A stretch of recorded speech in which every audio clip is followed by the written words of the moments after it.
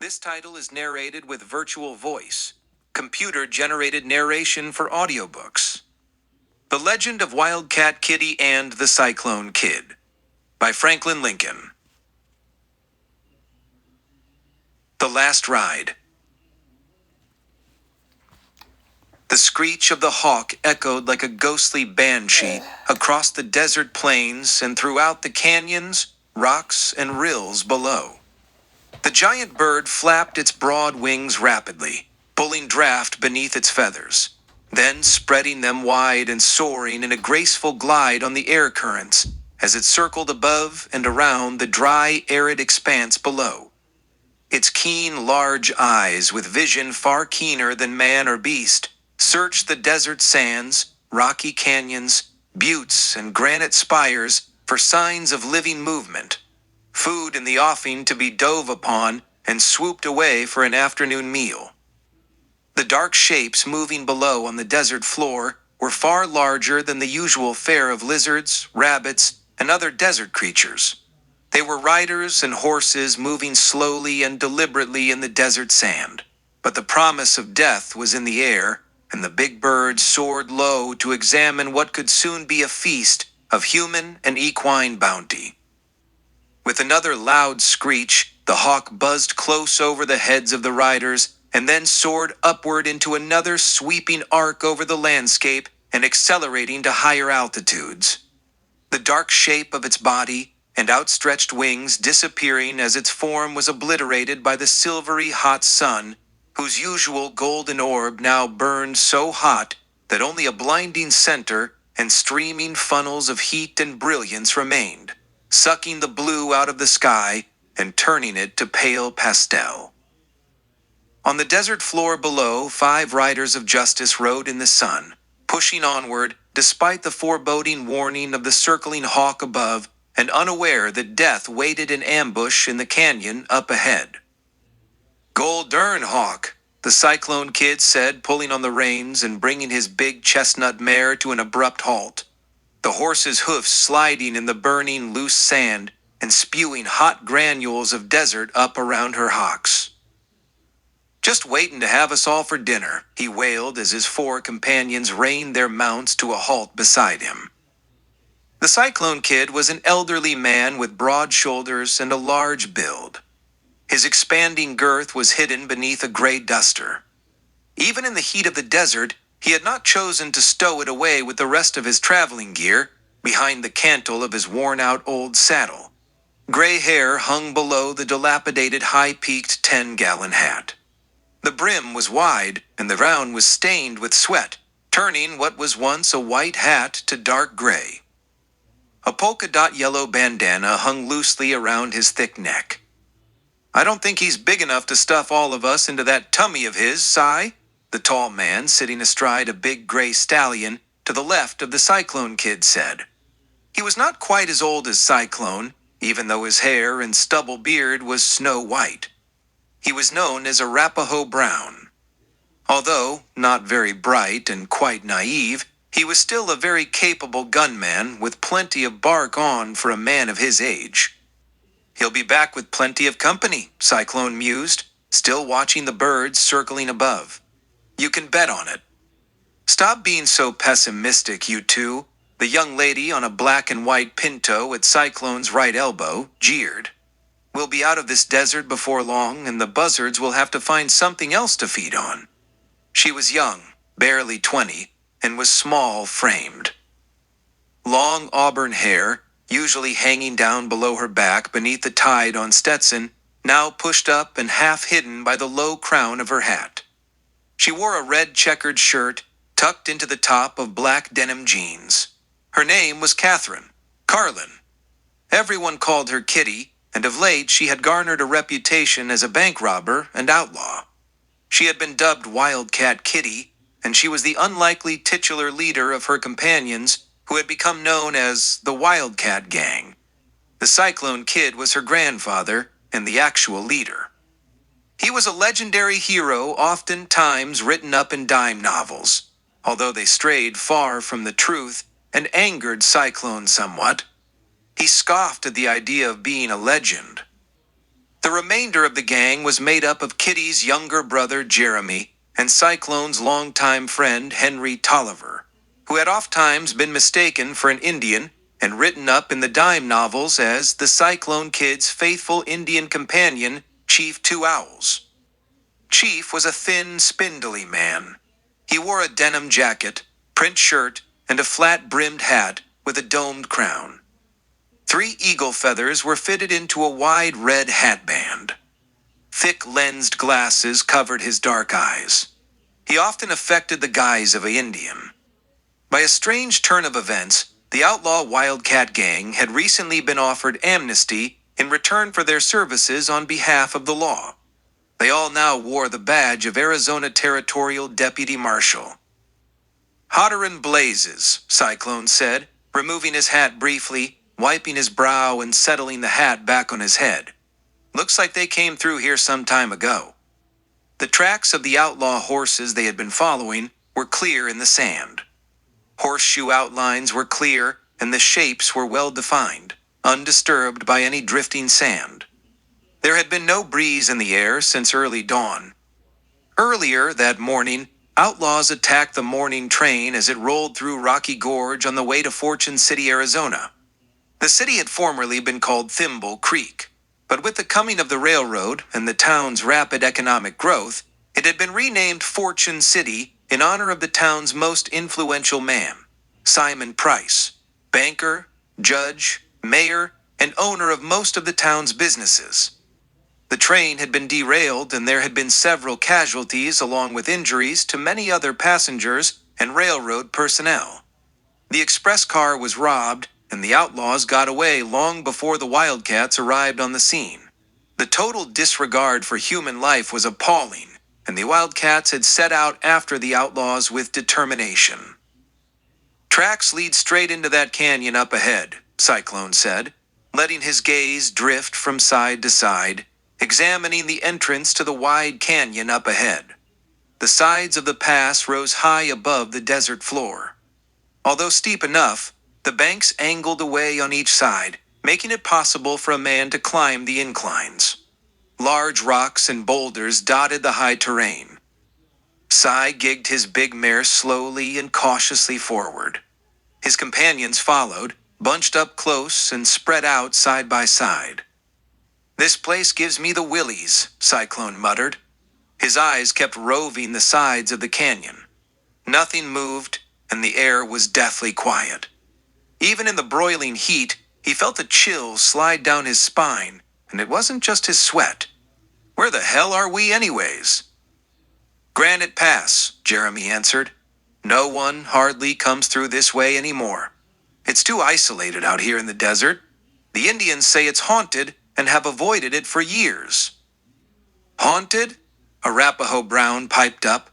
"You mean with real ghosts?" "Nah, nothing to worry about. There's no such things as ghosts," Jeremy said. "There ain't?" Rap blurted. His eyes were wide and round. "No, there ain't," Cyclone reassured him with irritation. Then to Jeremy, "There, you see what you went and done? You gone and scared the daylights out of him with your talk about haunts." "I am not scared," Rap protested.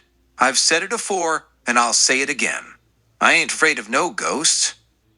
"Me always know you plenty heap brave, paleface," Henry taunted, affecting his Indian lingo when teasing Rap.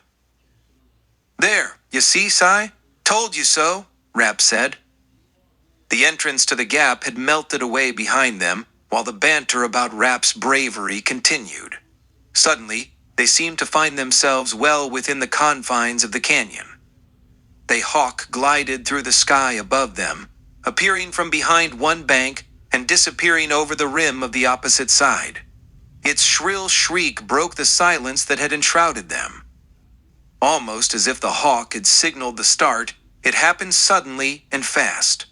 Cyclone spotted the immediate flash of sunlight on metal, just an instant before the gunfire erupted, spewing hot lead into the canyon floor.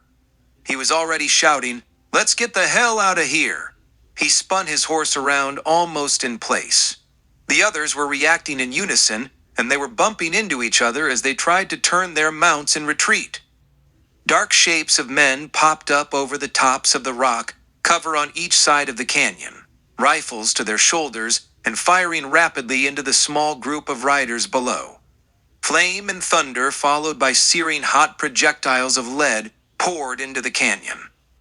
The Wildcats had no sooner turned their mounts and started to retreat, spreading out away from each other, when more men with rifles appeared on the canyon sides from which they had come.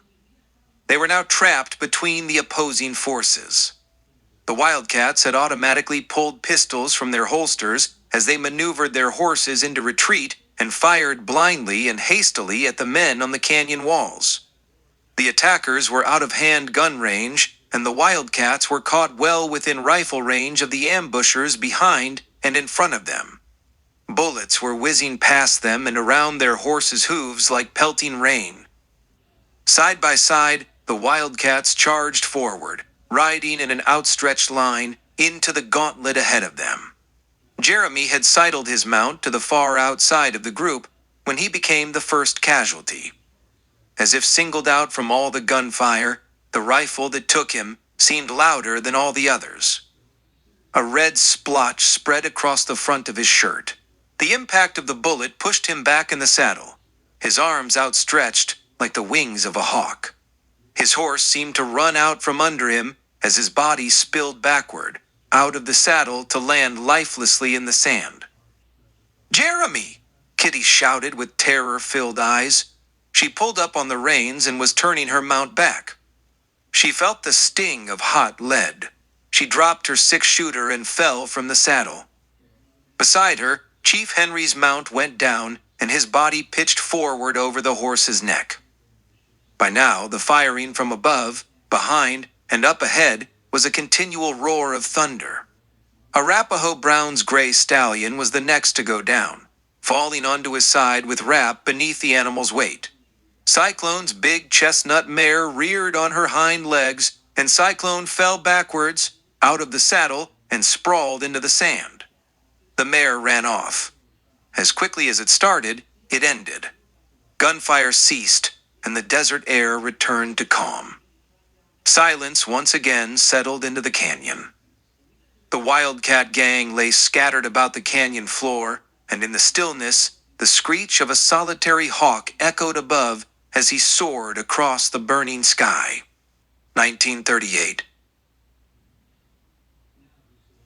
It was Columbus Day and there was no school for Kathy.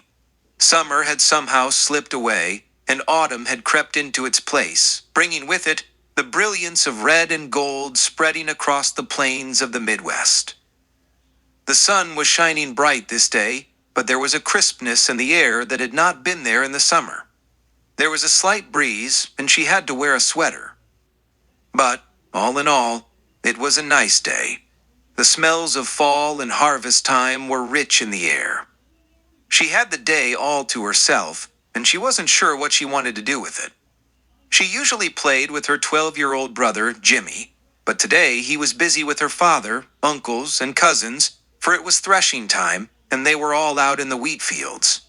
Just because she was a girl and 2 years younger than Jimmy was no reason she couldn't work like the others too, she pouted. She was always fascinated by the threshing machine and liked to watch the men work, but today they were all away to a neighbor's farm. The neighboring farmers all pitched in every year to rent the threshing machine. Then they would all help each other with their harvest. As Kathy wandered about the barnyard, she thought about the upstairs loft in the barn that sat across the road from the white frame house with the 1934 Packard sitting in the gravel driveway. The loft was a place where unused things were stored, and there was plenty of room for Jimmy and Kathy to play. During the summer, while rummaging through the old treasures that had been left gathering dust over the years, their curiosity led them to explore the contents of their grandfather's ornate chest that sat against the wall in a far corner and covered with old blankets, magazines, and newspapers.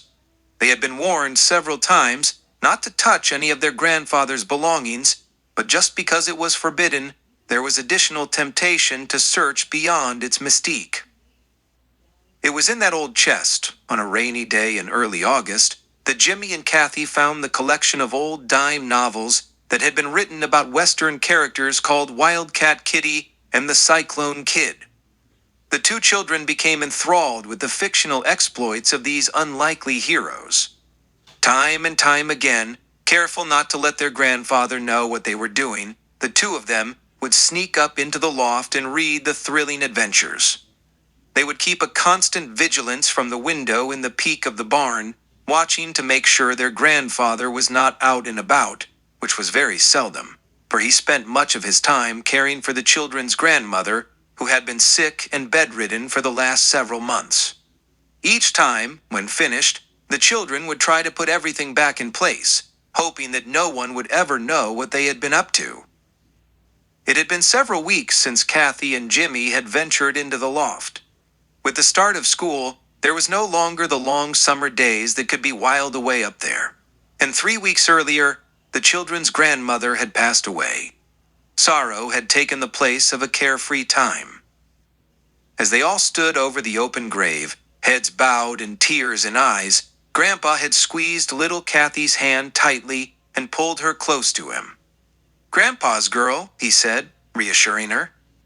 Her grandfather was a tall man, and while he was thin, his broad shoulders were reminiscent of the rugged build he had once had in his youth. He still stood straight and tall.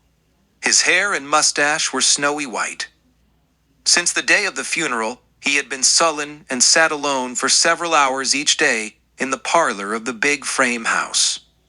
He had been quiet and slumped off to bed early each night, but he managed to find some time during each day to reassure the children that all was fine and that they had not been abandoned. Now, as Kathy wandered about, she thought about the dime novels and the thrilling stories that awaited, buried inside the old trunk. There was nothing else to do, and no one was around. She decided, why not? With a quick little run, she raced into the barn and went to the ladder steps that led up into the loft. As her curly blonde head peeked above the floor opening, she saw her grandpa sitting in an old rocking chair, which he had pulled into the corner by the old chest. The lid was open, and a pile of dime novels were stacked on the floor next to the rocker. "Quick," she thought, "go back down, before he sees you." She started to step back to the next lower rung on the ladder. It was too late. He had looked up from his reading. "Hello, kitten," he said. "Come on up." He smiled, but Kathy was still afraid she was in trouble. She wanted to go back, but still, she wanted to stay. Slowly and warily, she climbed back up the step and crawled out of the opening onto the plank flooring. She stood up and shuffled toward her grandfather. Her fingers trembled a little. Come on, her grandfather coaxed. "What's the matter? You're acting awfully shy toward your old grandpa today." "Nothing's the matter, Grandpa," she said warily. I've never seen you up here before. That's all." "Well, I've got time on my hands, kitten. I've been thinking a lot lately, indulging in memories, and I've got a lot of memories out here." Kathy stared at the open chest. Did he know she had been in it? She thought. "Yes," her grandfather said. "My chest is full of memories." "You told us not to go in your chest, Grandpa," she stammered. "Yes, I did," he remembered. "I told myself not to go in there either. It held a lifetime of memories that I thought should be sealed away forever. But I was wrong. I realize now that in this world, all we have are memories, and we should cherish them and keep them alive as long as we can. I know now that if we pass them on, we can keep those memories alive long after we're gone." Kathy looked at him quizzically. She didn't think she understood. "I should have shared these memories with you before," he gestured toward the trunk. "While your grandma was alive," he added. "You shouldn't have had to feel guilty about looking in the trunk." Kathy's eyes widened. "You mean you know what I've done? And you're not mad?" Without a pause between thoughts, she blurted, "Jimmy's been in it too. We done it together." "Come here," her grandfather said, reaching out both arms. She rushed to him, and he hugged her hard. He pushed her back, spun her around, and lifted her to his lap. He squeezed her and held her tight. "We've been up here a lot," she admitted. She glanced down at the pile of dime novels on the floor. Her grandfather had put the one he was reading down, opened, spread-eagled, to save his place, on top of the pile. We've been reading the stories about Wildcat Kitty and the Cyclone Kid. They were just so exciting, we had to keep coming back for more. They were heroes. I like stories about heroes, especially about girl heroes. They always have stories about boy heroes, but I don't see why girls can't be heroes too. I want to be a hero when I grow up. I'm glad you enjoyed the stories, kitten, Grandpa said. We all need heroes, and we can all be heroes. We can, Kathy said with exuberance. Are you a hero, Grandpa? He laughed and said, I hope so, kitten. I hope I'm your hero. She hugged him around the neck tightly. Oh, you are, she giggled. And you are my hero, Grandpa said. She leaned back and looked him square in the face. Oh, you mean that, Grandpa?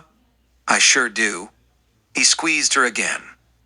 She leaned back and gazed into his face again. But I want to be a hero like Wildcat Kitty. Well, that is certainly a fine and noble goal, Grandpa said. Do you think she was real, Grandpa? Are these stories true? Well, Grandpa started. I don't think the stories are true. In fact, I know they are not. But they reflect the spirit of the true Wildcat and Cyclone. You mean they were really real? Yes, kitten. They were really real, Grandpa said wistfully. But now they are legends. What are legends? Well, it's partly what you've been reading. Partly, it's the spirit of life. A legend is left behind after people pass away from this life. It never dies. I don't get it, Kathy said. You will. Someday. He gave her a squeeze. How do you know they were real? Wildcat Kitty and the others, I mean. Well, there are newspaper clippings in my trunk. You didn't see them? Oh, a couple, but they were all yellow and crispy. I was afraid they'd break if I touched them. You mean there are real stories about their real lives? Some of the stories are real, but just like some of the dime novels, someone has distorted the truth oftentimes. Distorted? What does that mean? It just means it isn't true. How do you know? Did you ever meet the real Wildcat Kitty and Cyclone Kid? Her grandfather paused, gazing into the innocent face of his granddaughter. In his mind's eye, memories flowed in like a river torrent. He felt a hint of dampness in the corners of his eyes. He took a deep breath and said, I might have crossed their trails a time or two. Really? Kathy's eyes were bugging out of her head. Really, Grandpa said with a satisfied smile. Would you like me to tell you about it? Would I? Would you? Sure, Grandpa said, as he settled her back in his lap, her head and back leaning against his chest. Now, I may not know all of it for sure, but I've heard a lot, been told a lot, and I've seen some. I'll try to tell it straight as I can. Kathy relaxed and settled in on Grandpa's lap as he began to try to tell the real story behind the legend of Wildcat Kitty and the Cyclone Kid. Chapter 1. He's been up there every morning for weeks, Abigail Carlin said. She was pinning clothes to the clothesline in the backyard behind the rough board ranch house and gazing up at the hill several hundred yards away. There was a large spreading oak tree at the top of the hill. A saddled horse stood, ground hitched beneath its spreading branches, its reins trailing in the tufted grass as he grazed. Off to the right, the dark shape and shadow of a large tall man stood with head bowed, hat in hand, over the mound of a fresh grave marked with a wooden placard. Abigail's damp wash flapped in the early morning breeze and billowed full as the wind from the east blew in gustily. A sea of dark clouds hung low in an ominous sky, blanking out any hint of morning sun. Her husband, Tom, stood beside her, also gazing up at the figure on the hill. He hasn't been worth a damn ever since Ma passed away, he said. Every day he rides up there. Then he just rides away to who knows where. Don't think so harshly of him, Tom, Abigail said. He just needs some time, that's all. And I need his help. I'm already behind on the spring roundup, and I need to have the herd ready for the trail in 2 weeks. You've got Paco to help, Abigail reminded him. Paco had been a long-time friend and had come west from Texas with Cy Carlin, his wife, son, and new daughter-in-law 5 years earlier. Paco and Tom's father, Cyrus, had been friends for years, and when Paco's family was killed by Comancheros, Cy Carlin set out on a trail of vengeance and brought the outlaws to justice. Paco had inherited a Spanish grant for 1,000 acres of land in southeastern Arizona, and in gratitude, and feeling no need for it without his family, and having no knowledge of ranching, he had given the land to Cyrus Carlin. All he wanted was a home, a place to stay and friends around him. This was the beginning of Cy Carlin's Circle C Ranch near Thimble Creek, Arizona. And I'm sure your dad will come around soon and do his part. No, I don't think so, Tom said. One of these days, he's going to ride off and never come back. Oh, Tom, I can't believe that. Believe it, Tom snapped angrily and stomped off toward the barn and corral. Abigail watched as he walked away. Then, shaking her head, she returned to pinning her wash to the clothesline. She was just finishing when she saw the figure on the hill put his hat on, return to the waiting horse, and climb into the saddle. Today would be like all the rest, Abigail thought. He would just ride away and return whenever he felt like it. But today it was different. Cy Neck reined the roan horse and turned him down the hillside and rode back toward the house and barn. As he rode into the barnyard, Tom was just coming out of the barn, leading a dun pony. Cyrus pulled the roan to a halt and stepped down from the saddle. He was a tall man with broad shoulders. He had a tinge of gray starting to show in his jet-black hair on each temple beneath the broad-brimmed hat that shaded his ruggedly tanned face.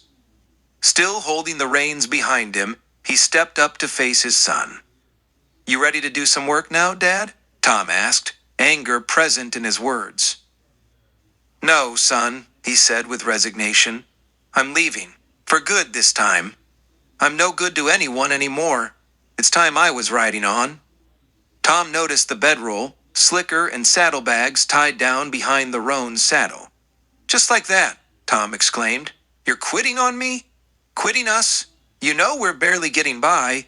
This year's roundup and cattle drive is all that can keep us afloat. You know that. Yes, I do, Cyrus said. This is a harsh land and a hard life. Look what it did to your ma.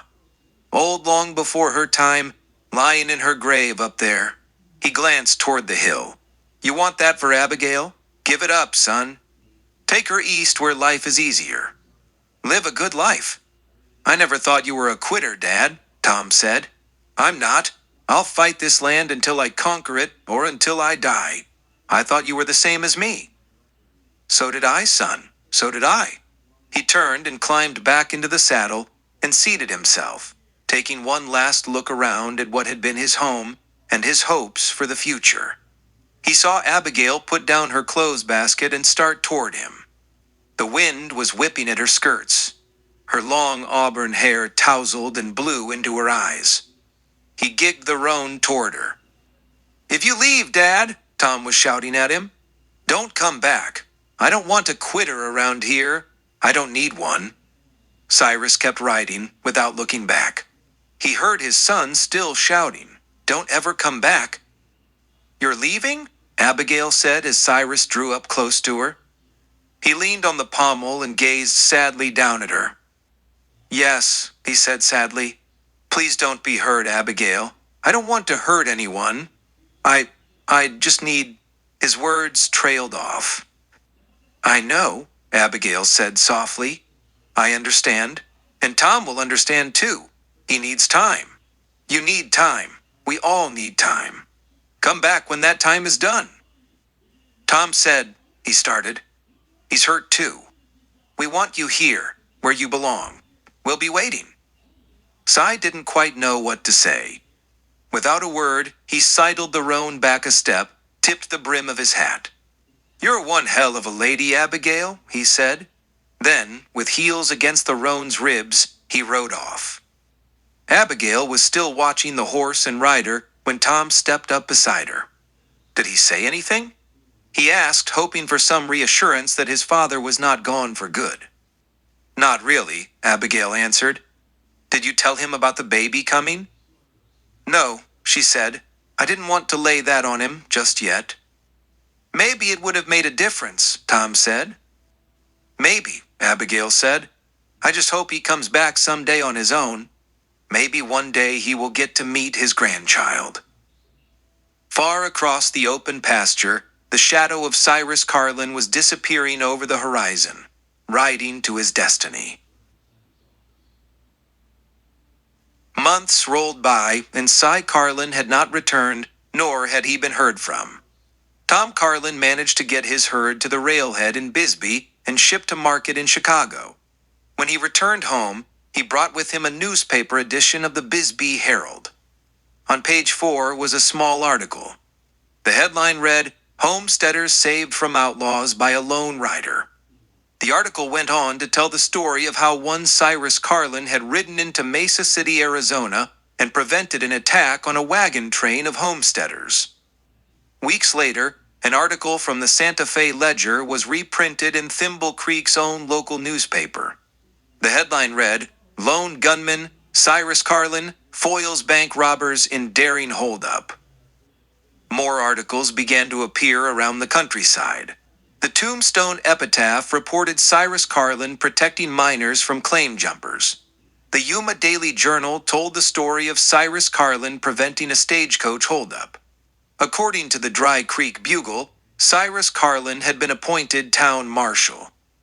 Tom Carlin had wanted to go to Dry Creek, but Abigail's time had come, and their daughter Catherine had been born, delaying him from making the trip. By the time he finally got to Dry Creek, Cy Carlin had already left the town behind. Tom returned home, disappointed and angry. He vowed he would never again attempt to find his father. However, he would subscribe to several newspapers, and from time to time, he would look for news about him. Just as he had disappeared from Dry Creek, Cy Carlin seemed to disappear from the face of the earth. No longer did newspaper articles report his deeds. He seemed to be gone forever, and Abigail feared that the reality was that they would never see him again, and he would never get a chance to meet his new granddaughter. Cy Carlin had made a lot of enemies in Dry Creek. Among them was Stuart Bennington. He was a big man in Dry Creek. He had a large spread and brought a lot of business to the small town.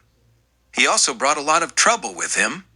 3 sons, wild and spoiled, they would come to town looking for trouble. They found it with Cy Carlin. One violent Saturday night, Bennington's oldest son, Dave, forced a confrontation with Cy, and Cy killed him. Stuart Bennington, enraged, rode into town with his men to seek retribution. There was heavy gunfire, and when the shooting was over, Bennington and what was left of his men rode out of town. Bennington had lost another son. This time, he would be back. Cy had had enough. He knew Bennington would be back. He had killed 2 of Bennington's sons and did not want to take a chance on having to kill the remaining brother, so he saddled up and rode off. He wandered up into the mountains and stayed for a couple of months. He had had enough of people and so-called civilization, but after a while, he got tired of living off the land and his loneliness was overwhelming. He finally ventured out of the hills and drifted from small town to small town, contemplating a return to his home. It was in the small town of Dry Wells that he found out that a return would not be possible. As he rode into town, a man took a shot at him. The bullet nicked his high-crowned hat just before he rolled out of the saddle, landing in a crouch in the dusty street with pistol in hand.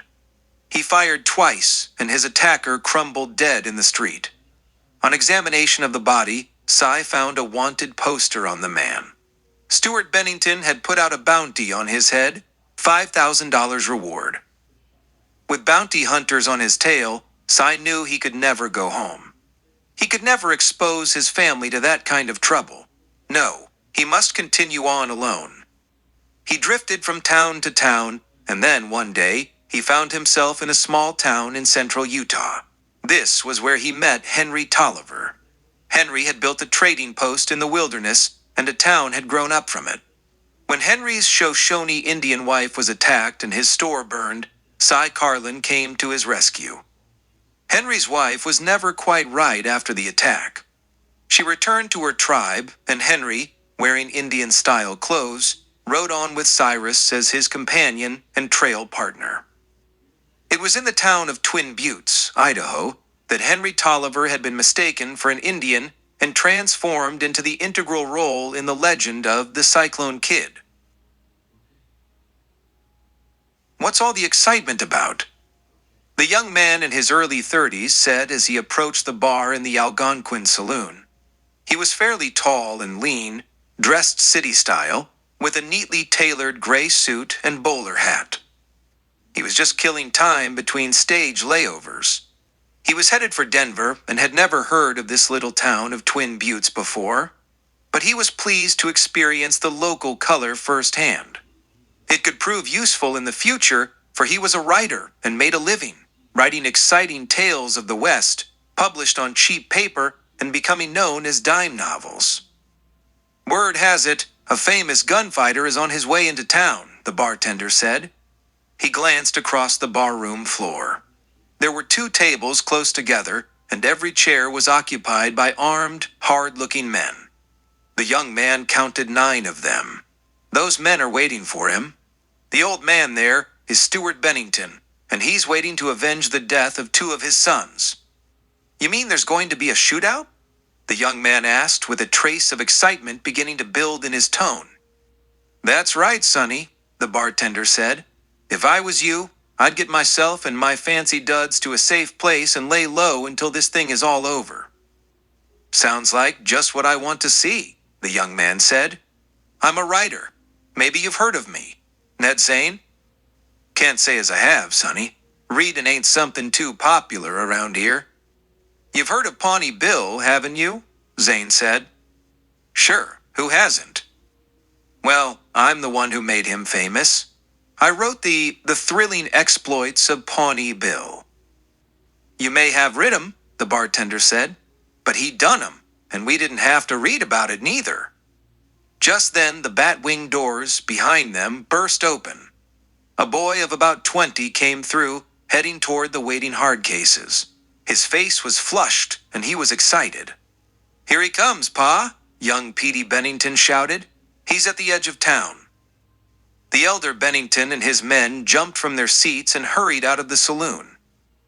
I've got to see this, Ned Zane said, turning and rushing to the bat wings, where he could peer out into the street. Bennington and his men had lined up shoulder to shoulder across the street, guns out and at the ready. Zane gazed up the street and saw 2 riders at the end of town. One was a big man in dusty range clothes. Next to him rode a man in Indian garb. As Cy and Henry Tolliver started along Main Street, they saw the men strung out before them, about 50 yards away. Cy pulled up rein and halted his mount. Henry followed suit. What is it? Henry asked. Even with the thick lens glasses he wore, he couldn't see what was happening. Bennington, Cy hissed with disgust. Should have known he'd never let it be. He angled his horse off to the left. There was a hitch rail in front of the barber shop. Henry followed him over. Trouble? Henry asked, pulling up to the rail. Yes, Cyrus said, but it's not your trouble. You hear me? Just stay put here and let me take care of it. He stepped down out of the saddle, tied his horse to the hitch rail. Then, turning, he slid his rifle from the saddle boot with his left hand, while he drew his pistol from its holster and held it along the side of his leg, with the barrel pointed downward. He stepped out into the street and strode forward toward the awaiting gunmen. Bennington and his men were already striding forward. Cy Carlin, the old man shouted. Today you die for what you did to my boys. Cy kept moving forward with even and deliberate steps. He saw no reason to verbally respond to Bennington's threat. The distance between Cy and Bennington's men was steadily becoming shorter. Cy seemed to know instinctively when Bennington would decide the time was right, and he lifted his six-shooter a shade sooner than Bennington and his men opened up. Cy's six-gun emptied its full load, spitting flame and belching thunder, in what sounded like one continual roar. Bennington bullets were already flying about him as he dropped the pistol into the dust, bringing up his rifle and levering round after round into the horde of advancing gunslingers, and when the rolling thunder slowed and ceased, Bennington and his men were beaten. Stuart Bennington, his son Petey, and 4 other gunmen lay dead in the dusty street. The others, wounded, walked, ran, and hobbled away in retreat as gun smoke cleared away. "My God!" Ned Zane exclaimed with excitement. "That's the most amazing thing I've ever seen." "Who is that man?" "That's Cy Carlin," the bartender behind him said, still peering over the young man's shoulder at the batwings. "Cyclone," Zane murmured. "Not Cyclone," the bartender corrected. "Cy Carlin." "Oh, it sounded like Cyclone." He thought about it a moment. "Hey, I like that," he said. "Cyclone makes a good name for a story." "And who's that Indian with him?" Zane asked, watching Cy return to his companion down the street and saddle up. "That's Henry Tolliver. He's not an Indian. He just dresses that way," the bartender said. "Oh," Zane said, sounding disappointed. Then he mused to himself. Tolliver. "I've got it," he said with excitement. "Two Owls. I can call him Two Owls. Chief Two Owls." "What the hell are you talking about, boy?" The bartender was starting to think this dude was daft. "This'll make a great story," Zane shouted. "Cyclone and Chief Two Owls." His jubilation waned, and his brow furrowed with a frown. "Doesn't sound quite right." He thought about it for a moment, then his eyes brightened. "I've got it. The Cyclone Kid. That's it. The Cyclone Kid and his faithful Indian companion, Chief Two Owls." Chapter 2. The next several years had been difficult ones for Tom and Abigail Carlin. They worked hard, but even with the help of their ever-faithful friend, Paco, building up their herd of cattle was a slow process, and cash was tight. Tom noticed how much Abigail had seemed to age in these last years. Between caring for little Catherine, who they had taken to calling her Kitty, and helping out with the chores, she was losing her youthful exuberance for life. And now they were expecting another child. Tom began to wonder if his father had been right. Perhaps he should have taken Abigail back east and given up this futile attempt at building a ranch. He was just about ready to give up when good fortune finally came his way. A retired Colonel Samuel Harcourt came west with his daughter Eunice and was looking for land and a place to settle. He had been a hero in the Southern Army during the war between the states. His lavish plantation in Virginia had been burned to the ground, but the colonel was still a wealthy man and set out for the West hoping to build a new home. With more land than cattle, Tom Carlin agreed to sell Colonel Harcourt half of his ranch land. With the cash, he could add to his herd, renovate his small ranch house, and add on to it to accommodate his growing family. Colonel Harcourt was a gracious man, and he got along well with the Carlins. Tom and Colonel decided to share the entire range and mingle their herds. They worked together, laughed together, and all was well with Tom and Abigail Carlin as they enjoyed their newfound prosperity and the arrival of their second child, little Jeremy. Eunice Harcourt and Abigail got along fine and became good friends, often visiting each other. Eunice was fond of little Kitty and Jeremy and longed for a family of her own. Then one day, the visits became less often until Eunice no longer came to visit, nor did she invite Abigail and the children over to the colonel's mansion. Eunice had met a man in Thimble Creek. Though he was not particularly good-looking, Fairly short and chubby, with thin black hair slicked back from a low forehead, he was a smooth talker and knew how to manipulate people. His name was Simon Price, and Eunice became enamored with him, much to Colonel Harcourt's chagrin. No one knew exactly where Price had come from, but he had two teenage sons, Raphael and Conrad, who were unruly and disrespectful. Rumor had it that their mother had been killed in an awful accident somewhere back east. Apparently, she had come from money and Simon Price had inherited it.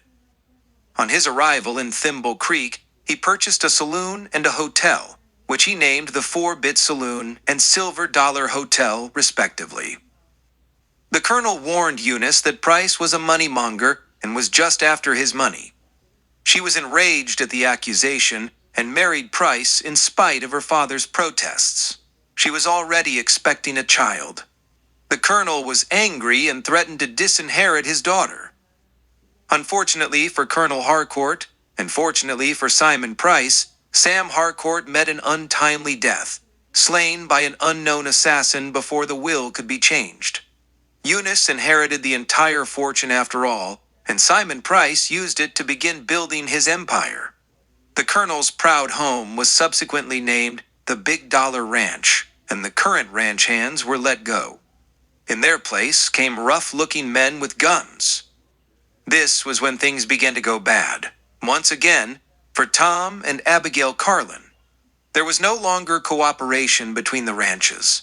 Circle C cattle that had been mingled with Colonel Harcourt's herd seemed to disappear, and the Big Dollar brand seemed to appear on an ever-expanding herd. Tom called a halt to the range sharing and insisted that Big Dollar cattle be moved off his range. At considerable expense, Tom went to work separating the ranches with barbed wire fencing. But when it was all over, the Carlins found themselves with a much diminished and depleted herd penned in with too little grass. Meanwhile, Simon Price was buying out ranches to the north and expanding his own range. As the next few years passed, the Circle C continued to falter. From time to time, rustlers had swooped in and left the herd somewhat diminished. With access to adjoining land, owned by Simon Price, no longer available to trail cattle over old routes, on the way to the railhead, it was increasingly more time-consuming and costly to get the herd to market. This often meant getting less than prime prices for beef. With the added worries of trying to keep the ranch afloat, Abigail continued to work hard, side by side, with her husband, and as the days rolled by, Tom could see Abigail aging beyond her years, and her health was beginning to deteriorate. The children had grown and began to help with the work. Kitty, now in her teens, had learned to rope, ride, shoot a rifle, and could herd cattle with the best of Tom Carlin's wranglers. Jeremy, though younger, had learned to handle himself as well. He was good with livestock and a fair hand with a wagon team. Tom Carlin was proud of his children. He hoped that someday Jeremy could take the reins of the Circle C and make a better go of it than he had. As for Kitty, he wanted more for her than a ranch hand. Ranch work was not fitting for a pretty young girl. He saw to it that she was schooled in the finer things that a young girl should know about. As she grew to be a fine young lady, she was fortunate enough to become the school marm in Thimble Creek. When Andrew Wharton came to town and became interested in Kitty, Tom Carlin had high hopes that Kitty would find a life of prosperity and security with him. Andrew had been to Harvard. He was educated and cultured. He was a lawyer and had opened up an office in Thimble Creek. He was a dapper young man and very good-looking, though small in stature, with a complexion that was almost a white pallor. His hands were soft, and he was totally out of place in the outdoors. When Andrew proposed to her, Kitty accepted, even though she had reservations about it. She knew her father was all for it. She liked Andrew, but something about him disturbed her. There was nothing exciting about him, but she told herself that it wasn't important. She knew her father was right. Considering her options and the security Andrew Wharton could provide, she told herself that she was a lucky girl. Meanwhile, Simon Price's fortunes were growing. His holdings now included the Mercantile, the Stage Line, and the Express Company. He had become the town mayor and the local judge. He also had holdings in various businesses throughout the state. He owned a silver mine in Colorado that was operated by his younger son, Conrad. His older son, Raphael, had been a disappointment to Simon, though. He possessed his father's ruthless countenance, which could have been a big asset for Simon, but he used it in a different way that put him, oftentimes, in trouble with the law. One day, he had ridden off and never returned. It was a week after the 4th of July, and there was a dance at the Grange Hall in Thimble Creek. Andrew and Kitty planned to announce their engagement. Andrew having proposed to Kitty the week before, as they sat along the shore of the small lake near town, watching the holiday fireworks exploding in the night sky above the water. Most everyone in the area attended, and everyone was having a good time. It was a big night for the Carlins, even though Abigail was not feeling quite up to the excitement. She had not ventured far away from her home for the past couple of months. But tonight was special, and she knew she had to be there. She was looking pale and thin, but she was happy for Kitty. Jeremy Carlin, however, was not all that excited about the announcement that was planned for that night. He just didn't concern himself with it, one way or the other. He was happy to be there, though. His main interest at the time was Sarah Price, Simon and Eunice's teenage daughter. Although Jeremy was aware of the difficulties his father had with Simon Price, he was completely taken with the girl, and they had often sneaked off to the lake to be together without their parents knowing. The dance provided a rare occasion for them to see each other in public, and they were having a good time partaking of the refreshments and the dance music. Jeremy's round, apple-cheeked face beamed with delight as the two danced together. He gazed affectionately into Sarah's oval face, framed by long, flowing blonde hair. She had a creamy complexion and pale blue eyes. Simon Price glared at them from across the room. He held a drink in his pudgy hand. He had put on weight, and his hair had thinned considerably over the years. Standing next to him was Flo Baxter. She worked in Simon's hotel and saloon. Everyone knew there was more to the relationship than that. Flo was several years younger than Simon, but she too had seen younger days. She was heavily rouged, and her eyes were circled with excessive mascara and eyelash. She amply filled out her tight, clinging, low-cut blouse, and the extra poundage around her waist tugged at the fabric of her skirt. On the other side of the room, Eunice Price busied herself at the punch bowl table. Abigail came up behind her and said, "Hello, Eunice. It has been a while since I've seen you." Eunice turned to face her. She didn't seem to notice that Abigail's youthful health was no longer with her. But Abigail was much aware of Eunice's sad, haggard face and swollen eye pockets. Skin sagged beneath her delicate pointed chin. Her once lustrous brown hair was now gray and pulled back into a tight bun at the nape of her neck. It was obvious that Eunice had already had too much to drink. Abigail suspected that Eunice had mixed something a little stronger into her punch glass, even though she was sure that Eunice had had plenty to drink even before arriving at the dance.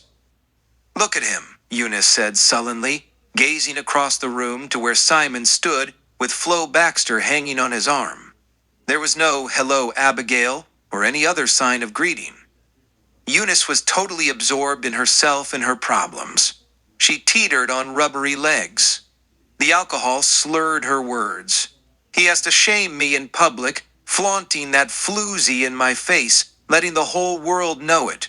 She took another drink from her glass. It wasn't punch. "I used to be a fine lady before Simon. My father was right about him, you know. But it's too late now," she said.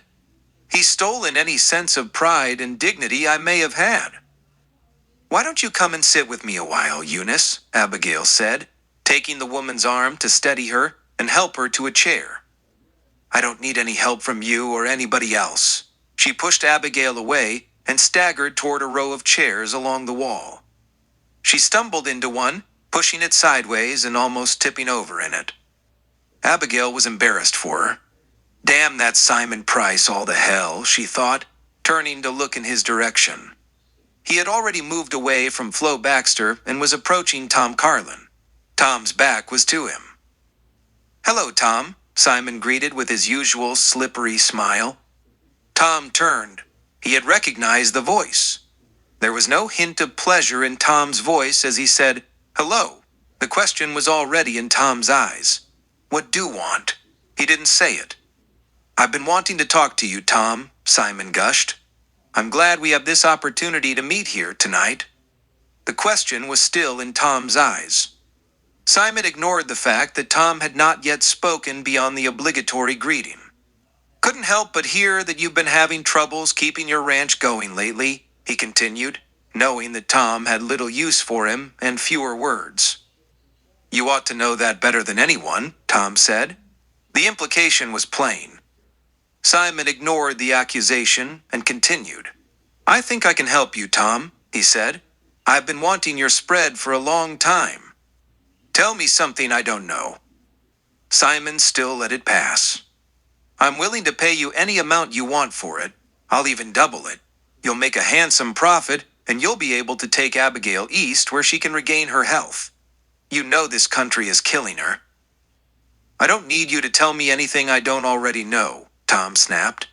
"I've told you before, and I'm telling you again, my place is not for sale to you at any price. Not now. Not ever, Slyman." He emphasized the Slyman, turned and walked away to join Abigail near the punch bowl. Simon rubbed his nose as he watched the Carlins talking to each other. Unperturbed, he turned and walked toward the door. Standing just inside the doorway was his right-hand man, Peso Martin. Martin was Price's segundo on his big-dollar ranch and chief gunman. Peso Martin was a strapping, fine figure of a man with broad shoulders and lean hips. He had black curly hair, and his rugged face was clean-shaven at all times. He had a strong chin, razor-blade thin nose, and black, piercing eyes.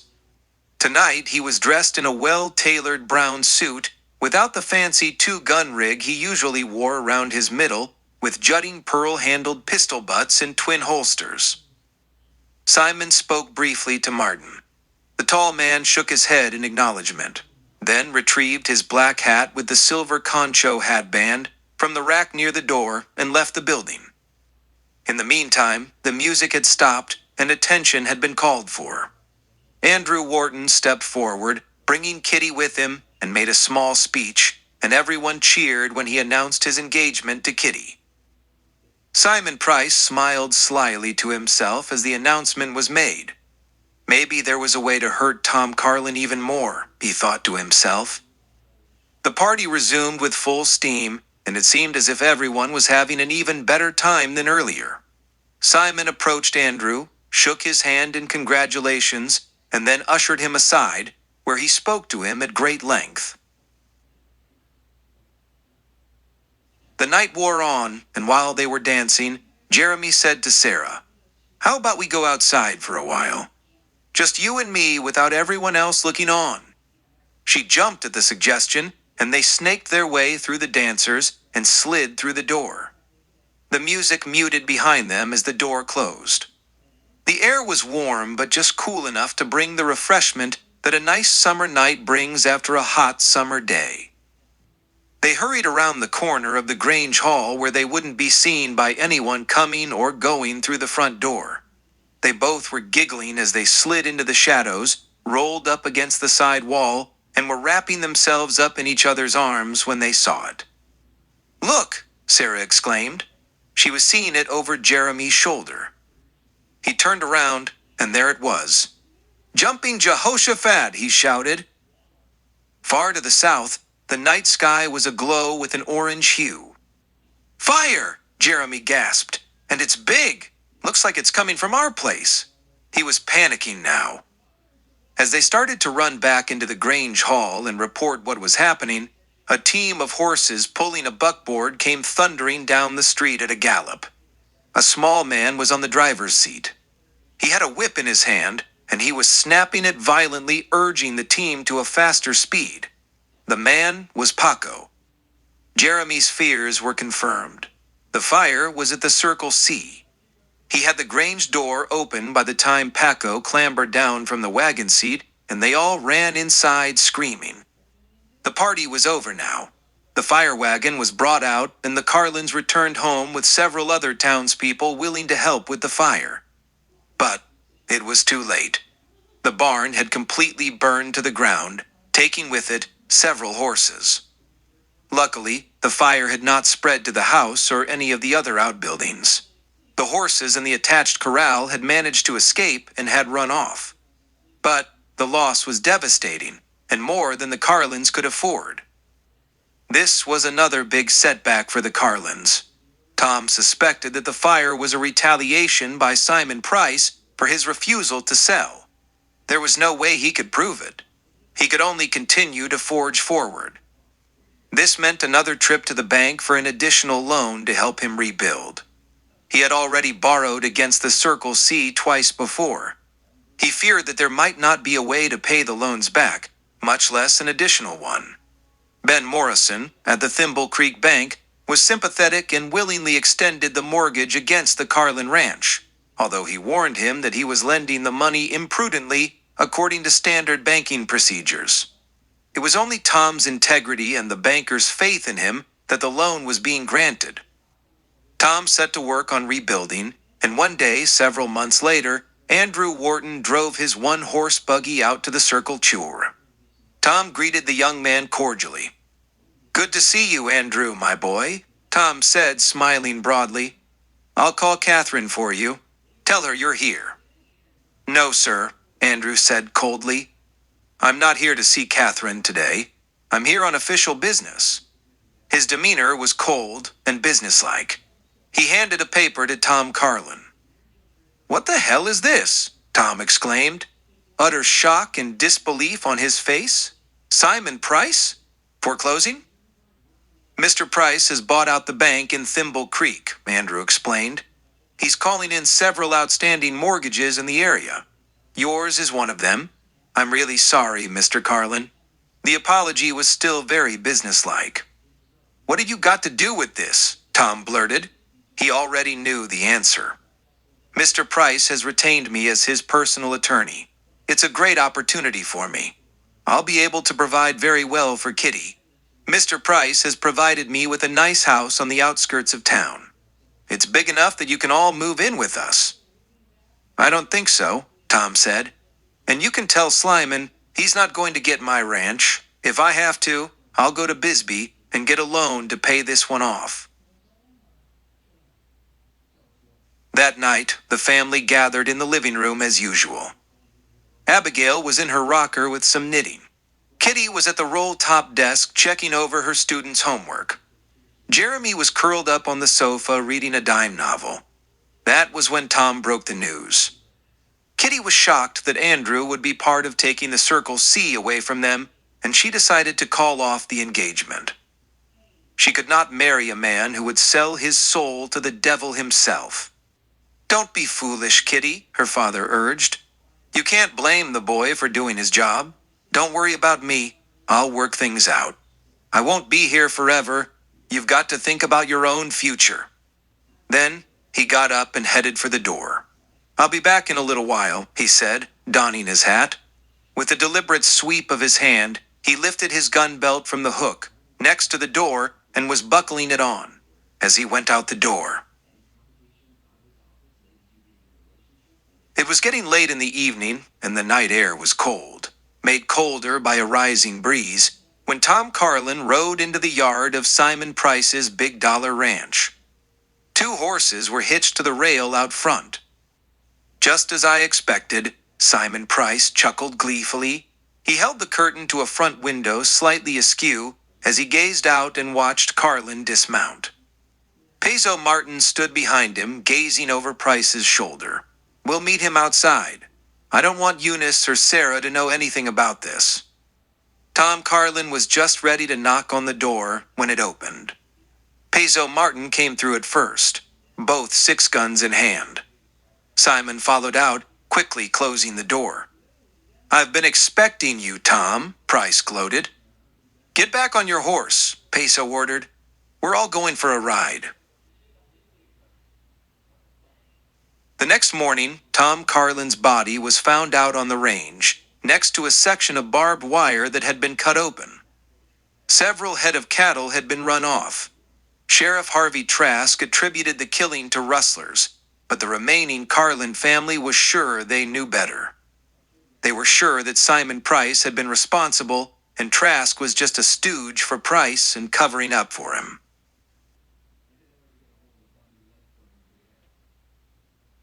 Chapter 4. As Kitty and Jeremy walked away from Tom Carlin's grave on that drab, cloudy day of his burial, Kitty said to Paco, "I want to get back at Price, somehow. I just don't know how to go about it. Maybe I need to hire gunfighters. After all, Price has gunfighters. I just don't know how to go about it. You've been around a long time, Paco. Did you ever come across any?" Paco seemed to be reluctant to answer. Then, after a moment of thought, "Well, years ago, I did know of one man. He'd be an old man now, if he's still alive. Even if he is, I wouldn't know where to find him." "Do you think he would help us?" "I'm sure he would, if he knew who you were and what had happened here. He was a fine man." "Who is he?" Paco stopped walking. He paused for a moment, then said, "Your grandfather." "You mean the Cyclone Kid is real? Those dime novels they write are all true?" Jeremy asked with disbelief. "And he's our grandfather?" Paco had just finished telling the two young Carlins the story of Cy Carlin's departure years ago and the reputation he had garnered as a gunfighter in subsequent years. "No," Paco said. "I doubt there is much truth to the stories, but yes, the stories were made up about your grandfather. Unfortunately, I don't know if he is still alive or not." "Isn't there anyone who might know?" Jeremy asked. "How about that friend of his in the stories? That Indian, Chief Two Owls? Is he real? Or is he made up too?" "Not really," Paco said. "I mean, your grandfather did have a friend named Henry Tolliver, but he wasn't an Indian. I do think that the dime novel writers did slur his name and invented the Chief Two Owls name. I do know that, in his old age, Henry Tolliver did capitalize on the Cyclone Kid persona and made a living portraying the character on stage. I read not too recently that he was now appearing with a traveling medicine show in the Big Bend area of Texas.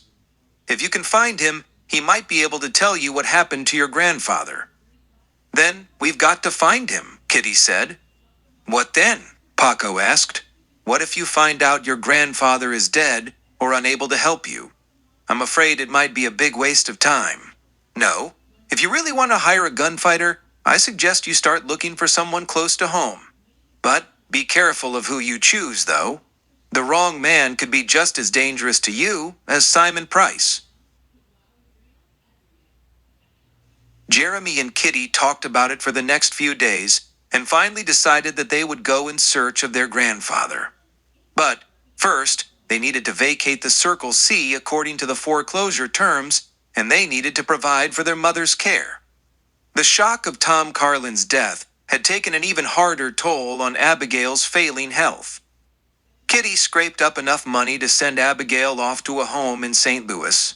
She sent Paco with her to take care of things, and she would send him money later on for continuing care. She had already decided that somehow she would get that money from Simon Price, even if she had to steal or even kill, if necessary, for it. In her heart, though, she knew she could never kill under any circumstances. As soon as Paco and Abigail left for St. Louis, Kitty, dressed in range clothes and wearing her father's 6-gun and gun belt, and with her brother, set out to find Henry Tolliver, also known as Chief Two Owls. Paco had showed them a newspaper clipping from the Benton, Texas Herald some months ago. Dr. Finley's medicine show was coming to town. It had advertised, among other attractions, Chief Two Owls, legendary star of the Cyclone Kid novels. Their search would begin there.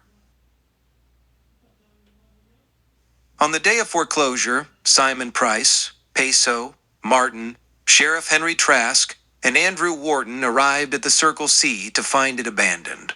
Simon was well pleased that the remaining Carlins had given up so easily. Andrew, however, was a bit forlorn. He now knew that he had really lost Kitty. "Buck up, my boy," Simon said to him. "There's other women that will be glad to have you. You know, my daughter Sarah is quite taken with you." "I didn't know," Andrew said wistfully. For the next 2 weeks, Kitty and Jeremy rode from town to town, eventually finding that Dr. Finley's medicine show had just been there and had moved on to another town. They just missed the show in 2 more towns, and in Banner City, Texas, they finally caught up to it. As they rode into town, they could hear gunfire and a cheering crowd. 2 streets over to the right, in an open park-like area, a group of people surrounded a brightly painted medicine show wagon. The wagon had been parked sideways across the street, and the side panel had been opened and pulled down with folding supports flipped down beneath it, forming a small stage.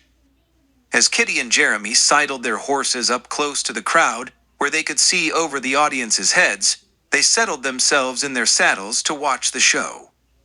The gunfire they had heard came from the performer currently on stage. He was thin man and dressed in a flashy, rhinestone-clustered cowboy suit that no self-respecting cowhand would be caught dead in, and definitely did not reflect the real West. His face was old and wrinkled, hardly that of a Western hero. He had been shooting unlit cigarettes out of the lips of a middle-aged woman, also dressed in a gaudy Western costume.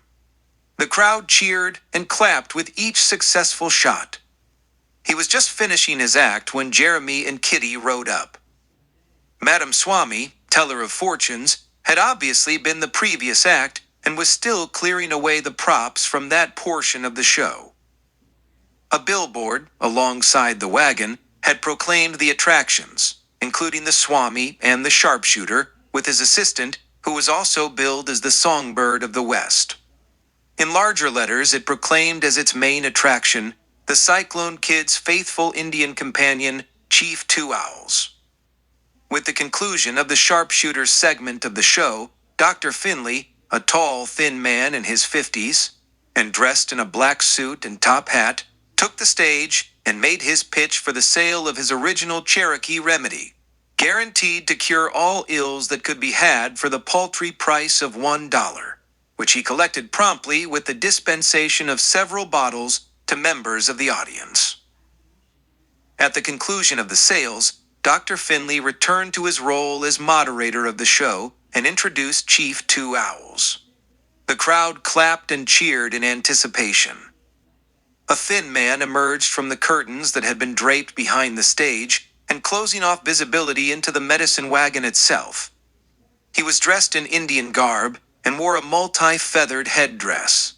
A pair of thick-lensed glasses was perched on his nose and covered his eyes. Dr. Finley briefly halted the chief's entrance and pulled his glasses off. The chief stumbled forward onto center stage, bowing as he stepped forward.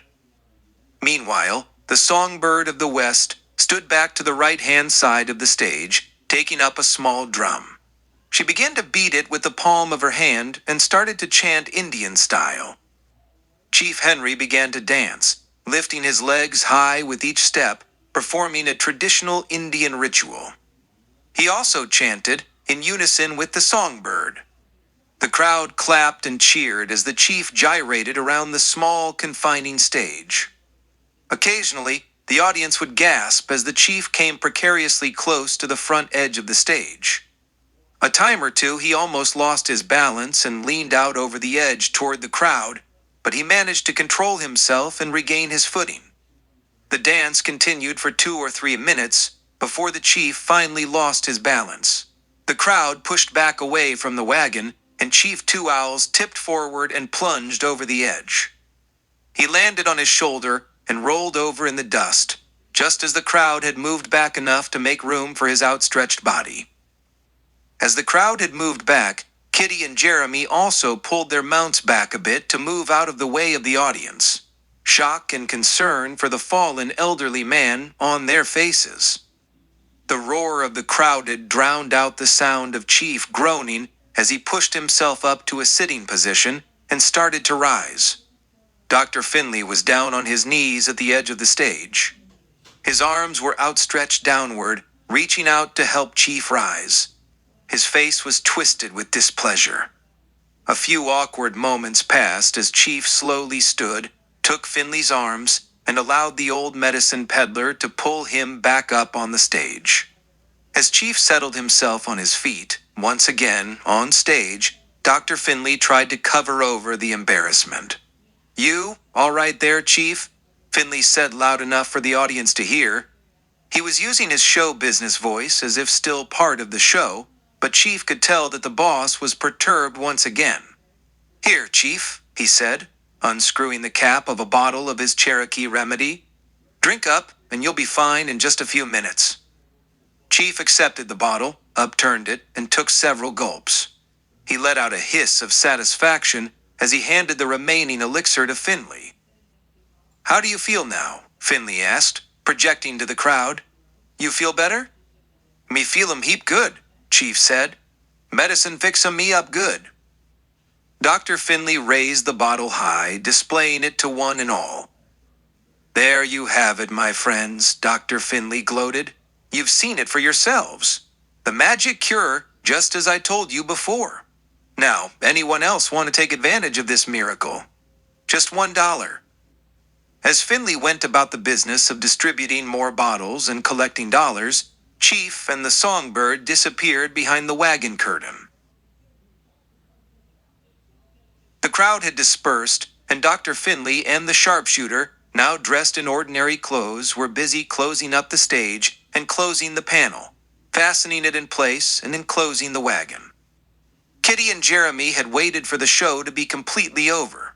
They hitched their horses to a rail out on Main Street and approached the wagon on foot. "Excuse me," Kitty greeted as they approached from behind. The two men were just latching the panel in place. "We'd like to talk to Henry Tolliver," she said as Finley turned to face them. He looked them up and down warily.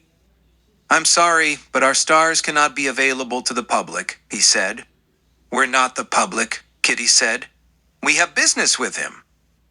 "Any business with our stars is business with me. What do you want?"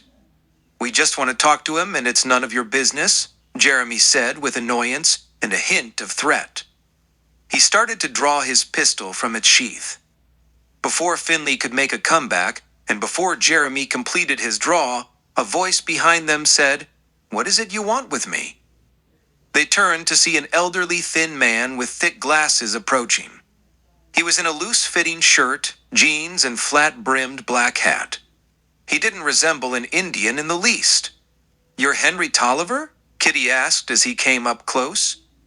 "Make this fast, Chief," Finley ordered with annoyance.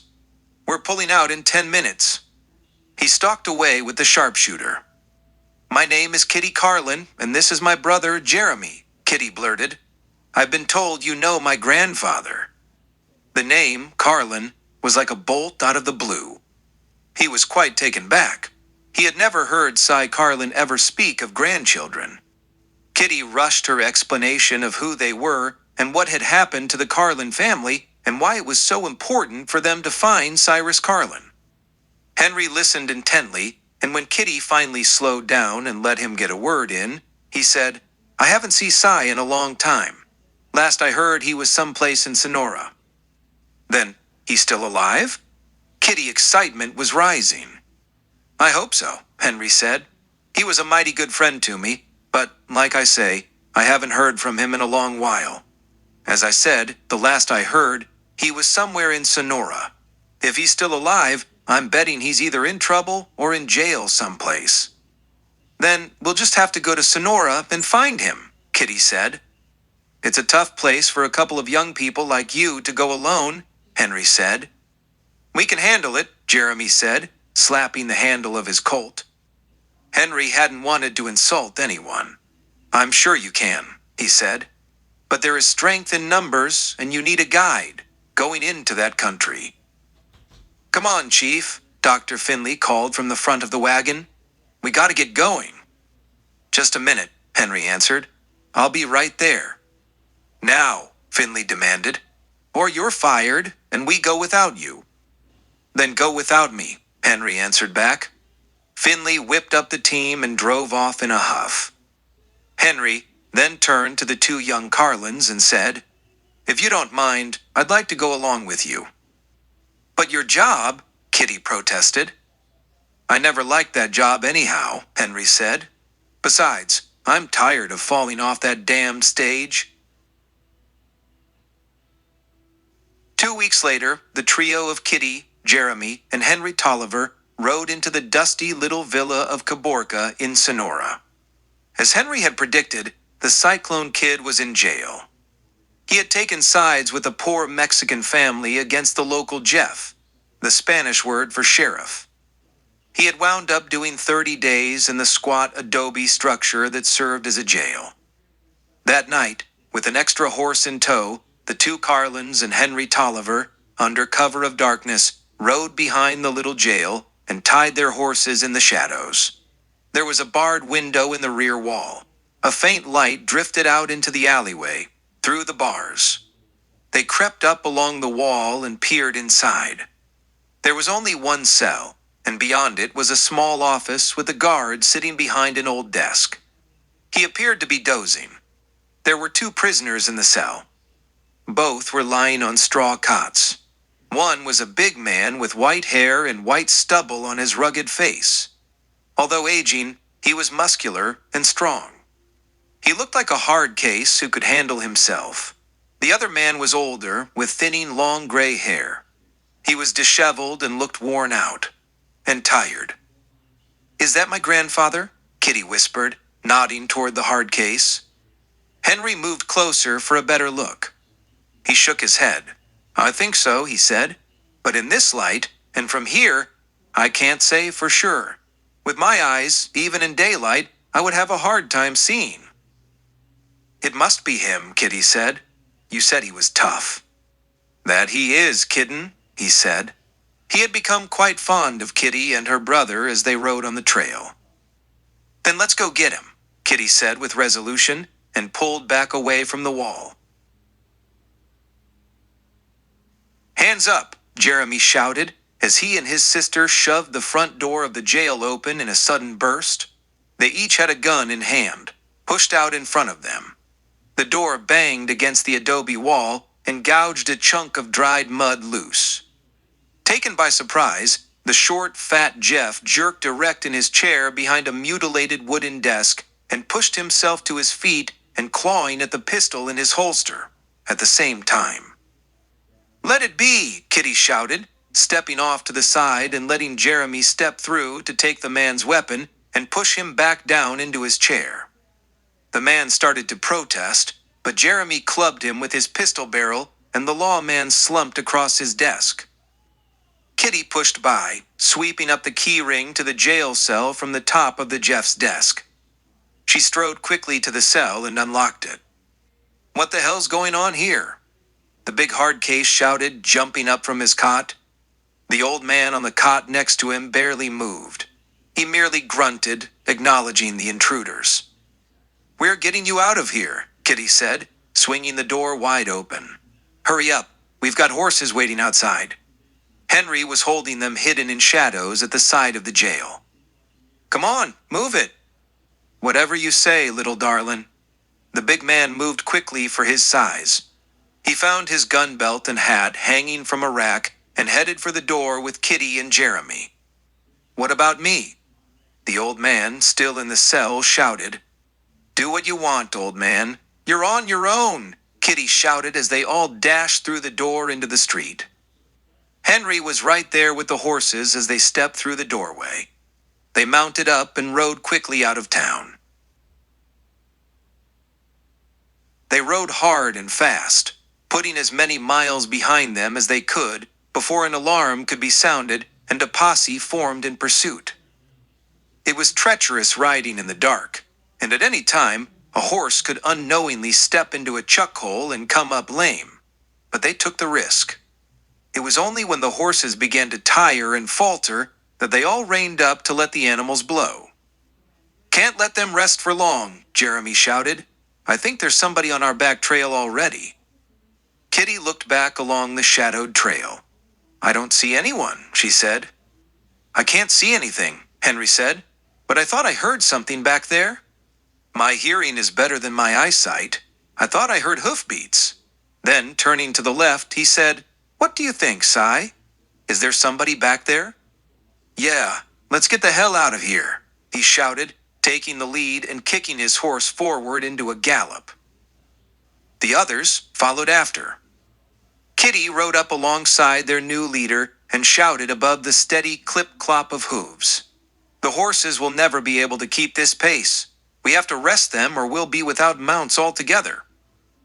Then we'll hole up for a spell. We'll ride into the brush where we can hide and watch the trail." He led the others across a patch of grass and into a stand of trees. The foliage was heavy there, and they could hide in the shadows. Once under cover, they reined their mounts to a halt and dismounted. Placing hands over the horses' muzzles so they couldn't be heard, they held the animals still. It was only a few minutes before a rider appeared down the trail. One rider only. What? Not a posse? Perhaps this was not a pursuer after all. But why would anyone be out on the trail this time of night? And why was he pushing his horse so fast? The rider rode on by, unaware of the eyes watching him from the brush alongside the trail. He disappeared into the darkness as he rode on down the trail away from them. Kitty and the others waited until the rider had completely disappeared and the sound of hoofs had died away. "Cy," Henry said as he stepped forward, extending his hand. They were all just shadows in the night. "It's me, Henry. Henry Tolliver. Old Two Owls. We came to get you." The two shook hands. The grasps were strong and hearty, but Henry felt something strange in the feeling. "Thanks for getting me out of that rat hole back there. But why? Don't you remember me?" Henry said. "We're old partners." "Hon, you got anything good to drink on ya? I've been dry for days." "You sound different, Cy?" Henry said. "Cy? Cy? Of course," Henry said, starting to suspect something wrong. "Yes, Cy. Cyrus Carlin, the Cyclone Kid." "Hun, you sure you don't got a drink on ya?" Henry came closer, peering into the face. "Didn't do any good. He wouldn't have been able to see if it were light." Jeremy and Kitty stepped closer. You're not the Cyclone Kid, are you?" Henry heaved a sigh of defeat. They had the wrong man. "Nah, I'm Arapaho Brown. Everyone calls me Rap. I sure could use a drink." "But we were told the Cyclone Kid was in that jail," Kitty said. "Not that I know of," Rap said. "Just me and that old man." "I guess we were told wrong," Kitty sighed. "What do we do now, Henry?" "We'll just have to keep looking for him. That's all," Henry answered. "Well, you can quit your gold darn looking," a voice said from behind them. They all turned and saw an old man emerge from the brush behind them, leading his horse. It was the old man from the jail. "Who are you?" Kitty demanded. "I'm the Cyclone Kid." Chapter 5. "I'm sorry I called you an old man," Kitty said. They were sitting on a tuft of grass on the top of a knoll, in the shade of a spreading braya palm tree. It was noon, and the heat of the sun beat down unmercifully on the Sonoran landscape. There was a bit of a breeze that rifted lightly through Kitty's auburn locks. Her black hat lay on the ground beside her. "I am an old man," Cyrus Carlin said. There was a glint of amusement in his dark eyes. He sat cross-legged next to Kitty on the ground. "You'll see that. I'll have a devil of a time getting up from here." Jeremy and Henry were tending to the horses. Arapaho Brown lay spread out on his back, a short distance away, catching an edge of the shade cast by the tree. His eyes were closed and he was snoring. They had ridden all night and through the morning. There had been no sign of pursuit behind them. Apparently, the escape of two prisoners, one in jail for being drunk and disorderly, and the other in jail on a minor charge was not worth the effort of a chase, even with the additional pending charge of horse stealing during the escape. Confident that there was no one on their trail, they had decided to stop for a while, rest, and have something to eat. Besides, there was a lot to be talked over, and constant riding had not availed them of that opportunity.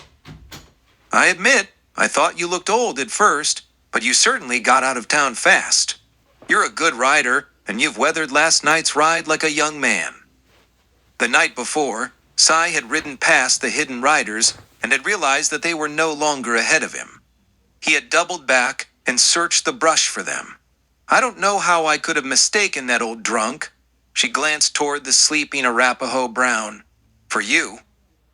That old drunk, as you call him, Cy said, has plenty of bark on him. It took 5 men to toss him into that clink back there. How many did it take to put you in? I didn't put up any fight. When you get as old as I am, you realize that there are times when you should just let things alone. 30 days wasn't going to hurt me none. There was a pained look on Kitty's face. Disappointed. I just thought you were more of a fighter than that, she said. That's why I came looking for you. I had hopes that you came because you wanted to know your old grandpa, Cyclone said. No, I thought you wouldn't even care about Jeremy and me. You certainly didn't care about our parents. You leaving them and going off. Never to be heard of again. We never even knew about you until just recently. I just needed your help. I guess I was wrong. Cyclone lowered his eyes, staring at the grass. Without looking up at Kitty, he said, I guess I deserved that. I'm making no excuses. I'm sorry about everything. I know it's too late for your mother and father. Kitty had told him about Simon Price and what had happened to the ranch and her parents. I didn't know I had grandchildren. Would that have made a difference? Probably not, Cyclone said. But now that I have met you and Jeremy, I know that it should have made a difference. It was my loss. He raised his head and looked at her. A tear dripped down her left cheek. Ours too, she said. Cyclone reached up and wiped the tear away with his thumb. He said nothing, just stared into her face. What are you staring at? Kitty sobbed. You look so much like your mother, he said. They both remained silent for several seconds. Then Cyclone said, I was hoping that now that I've met you, you would let me into your lives. Not unless you can help us, Kitty said flatly. And you can't. I guess you are an old man after all. There's no fight left in you. I'll just have to find another way to get back at Simon Price. I said, there's a time to let things be as they are, he said. You're a pretty young girl. Vengeance is not for you. It'll eat you up and you'll be the worse for it. But I'm an old man and vengeance won't hurt me a bit. If you want, I'll ride back with you and put that devil in the ground where he belongs. Then if you want, I'll get out of your life, but I really don't want that. You'll help me then? Kitty's face brightened. Whatever you want, I'll try to give it to you. I'll never deny you anything. Maybe someday you might see your way to be Grandpa's girl. Kitty smiled. But I don't want you to kill him. I thought, no, I want him to pay. Take what he has, make him suffer. Let him know what it's like to lose everything. I want to humiliate him and expose him for what he is, for the whole world to see. That's gonna take a heap of doing, girl, Cyclone said. You're letting yourself in for a mess of trouble. It ain't going to be easy. I don't want easy, Kitty said. I want justice, even if I have to break the law to do it. You really an honest-to-gosh Injun? Rap Brown asked. He was riding alongside Henry Tolliver. Jeremy, Kitty, and Cyclone were riding side by side up front. Cyclone in the middle. The 3 Carlins were beginning to get comfortable with one another. A family bond seemed to be beginning. They had been riding for 2 days now, and had just crossed over into Arizona. They had passed through Nogales the day before, and stoked up on supplies with what money Kitty had left. Henry kicked in for much of it. He had even bought a flask of whiskey for Rap Brown. Sure, Henry said. Me he big Injun chief? Rap's eyes grew wide. No foolin'? Me no fool'em, paleface, Henry continued to put him on. I never knowed a real honest to gosh Injun afore, Rap said. You not Arapaho? Nah, when I was a kid, my old man said he'd wrap a hoe round my neck. Henry chuckled at that. Rap was still a kid, he thought. You ever scalp anyone, Chief? Only paleface that talk 'em too much and drink 'em too much. Rap took the hint. He swallowed hard, eyeing the man riding beside him. They stopped early with still a couple of hours of daylight still left and pitched camp. They would be back home near Thimble Creek in another day, so there was no need to push on. They had found a spot at the foot of a hill alongside a narrow stream. There was plenty of grass and water for the horses. Jeremy and Henry went out hunting for game. Kitty went to the top of the hill and wandered down into the narrow valley below. She picked up 3 rocks, each about the size of a baseball, and placed them side by side on a large boulder. She walked 20 paces away, turned, and faced the boulder. She drew her 6-gun and aimed at the smaller rocks. Cyclone and Rap heard the gunfire from the other side of the hill and hurried up to see what was going on. From the top of the hill, they watched while Kitty did target practice with the rocks. The boulder was pretty well scarred up from the misses, and one of the smaller rocks had been broken by a bullet. Conscious that she was being watched, Kitty halted her firing. She looked up toward the hill and saw Cyclone and Rap descending toward her. She reloaded as they approached. Here, Rap said, coming up beside her. Watch, this is how it's done. He took a swig of whiskey from the flask in his left hand. He teetered a bit on his feet as he drew his 6-gun and fired 3 times in succession. The rock targets disintegrated into dust. Oh, Kitty said, like this. She whipped the flask out of Rap's hand, took a swig, and faked a teeter. She fired, and a remaining hunk of rock burst apart. Thanks for the lesson, Rap, Kitty said, handing back the flask, holstering her pistol, and walking away, back up the hill. Rap stood staring with disbelief at the flask in his hand. Fast learner, he said, then took another swig. Chapter 6. There were 3 wagons on the trail below. Kitty, Cyclone, Jeremy, Rap, and Chief Henry sat their horses on the top of a ridge, watching as the ore wagons lumbered steadily along the winding, dusty road.